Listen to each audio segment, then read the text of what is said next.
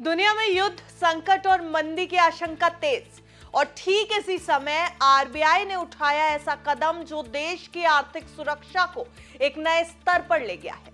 100 ton से ज्यादा सोना विदेशों से भारत वापस मंगवाया गया है। आखिर क्यों? क्या कोई बड़ा खतरा मंडरा रहा है या ये कदम आम जनता को राहत देने के लिए उठाया गया है? आरबीआई के इस फैसले से आम जनता को आखिर क्या कुछ मिलेगा, चलिए इस वीडियो में समझ लेते हैं। नमस्कार, आप देख रहे हैं बिस्तर, मैं हूं आपके साथ अर्णिमा द्विवेदी। दरअसल आरबीआई ने वित्त वर्ष 2025 के आखिर तक 100.32 मीट्रिक टन सोना विदेशों की तिजोरियों से भारत वापस मंगवाया। यह फैसला ऐसे समय पर लिया गया जब पूरी दुनिया में आर्थिक और राजनीतिक अस्थिरता बढ़ रही है। ऐसे हालात में दुनिया के ज्यादातर सेंट्रल बैंक अपने एसेट्स को सुरक्षित जगहों पर रखना पसंद करते हैं और सोना इस समय सबसे सेफ एसेट माना जा रहा है। मनी कंट्रोल की रिपोर्ट के मुताबिक आरबीआई ने भी इसी रणनीति के तहत भारत में फिजिकल गोल्ड रिजर्व बढ़ा दिया है ताकि जरूरत पड़ने पर घरेलू बाजार में सोने की कीमतों को कंट्रोल किया जा सके। आरबीआई के इस फैसले के बाद देश में कुल फिजिकल गोल्ड होल्डिंग बढ़कर 200.06 मीट्रिक टन हो गई है। आंकड़ों की माने तो 31 मार्च 2025 तक भारतीय रिजर्व बैंक के पास कुल 879.58 मीट्रिक टन सोना मौजूद था। पिछले साल यानी 31 मार्च 2024 को यह आंकड़ा 822.10 मीट्रिक टन था, यानी एक साल में 57.48 मीट्रिक टन का इजाफा हुआ है। इसमें से 311.38 मीट्रिक टन सोना आरबीआई के इशू डिपार्टमेंट के पास दर्ज है, जो पिछले साल 308.03 मीट्रिक टन था, जबकि बाकी 568.20 मीट्रिक टन बैंकिंग डिपार्टमेंट के एसेट के तौर पर दर्ज है, जो पिछले साल 514.07 मीट्रिक टन था। आरबीआई ने जो 100.32 मीट्रिक टन सोना भारत वापस मंगवाया, उसके बाद देश के अंदर रखा गया कुल फिजिकल गोल्ड बढ़कर 200.06 मीट्रिक टन हो गया है।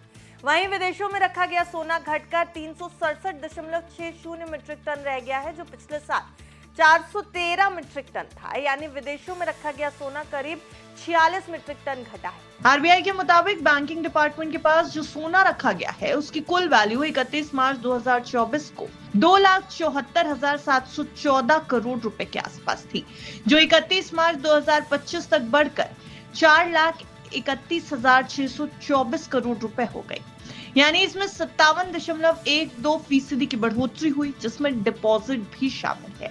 इस बढ़ोतरी की 3 वजह है, जिसमें 54.13 मीट्रिक टन सोने की नई खरीद, ग्लोबल मार्केट में सोने की कीमतों में बढ़ोतरी और भारतीय रुपए की वैल्यू में गिरावट शामिल है। वैसे इस समय सबसे बड़ा सवाल यह है कि आखिर आरबीआई ने इतना बड़ा फैसला लिया क्यों?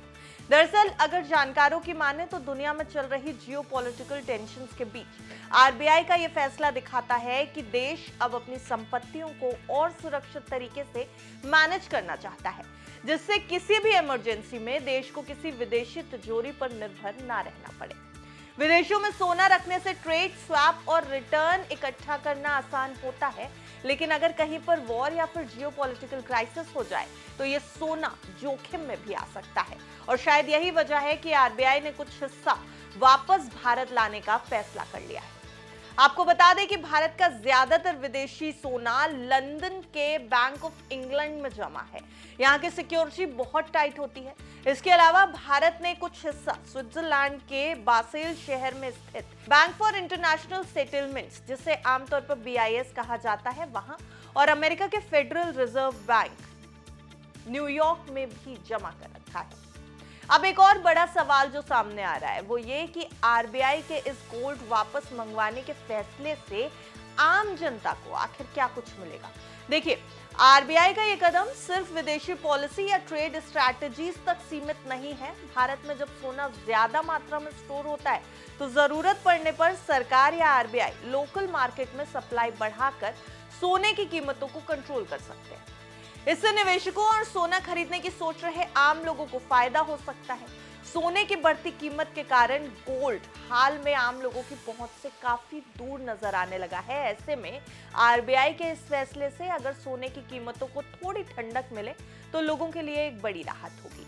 वैसे क्या आपको लगता है कि देश में सोना वापस आने से गोल्ड के चढ़ते भाव पर लगाम लगेगी? आपकी जो भी राय है हमें कमेंट सेक्शन में बताइएगा जरूर, और आपके शहर में सोने का क्या भाव है ये भी हमें अपना कमेंट सेक्शन में जरूर बताइएगा। देखते रहिए बिस्तर।